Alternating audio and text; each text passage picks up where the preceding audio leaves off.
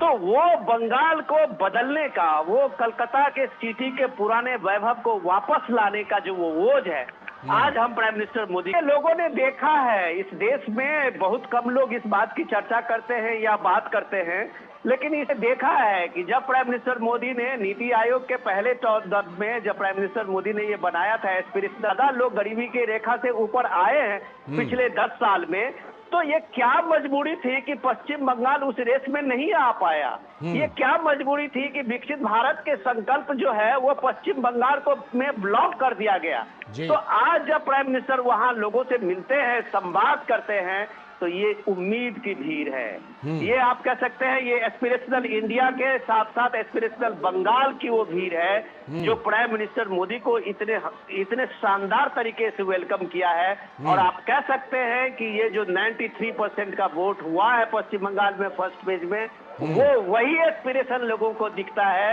जो एस्पिरेशन से उसने दुनिया के देश के कैंपेन किया, लगातार रोड शो किए, जगह जगह जो अपनी पार्टी है उसकी नीतियों को लोगों के सामने रखा। तो एक एक एक एक जन समर्थन के तौर पर जो जनता है वो निकल कर आई है और उनकी बातों में अपना जो सहमति है और अपना जो समर्थन है वो जनता ने दिखाया है। हमने इससे पहले देखा था कि हावड़ा में भी जब रोड शो हुआ था उस समय भी एक बड़ी संख्या में जो हावड़ा है यहाँ की लोगों की जो इच्छाएं और लोगों की जो उम्मीदें हैं उस पर कुठाराघात किया है, उसका जो बदला है वो यहाँ की जनता लेना चाहती है वोटों के माध्यम से। हमने देखा था कि संदेश खाली और अम्बेडकर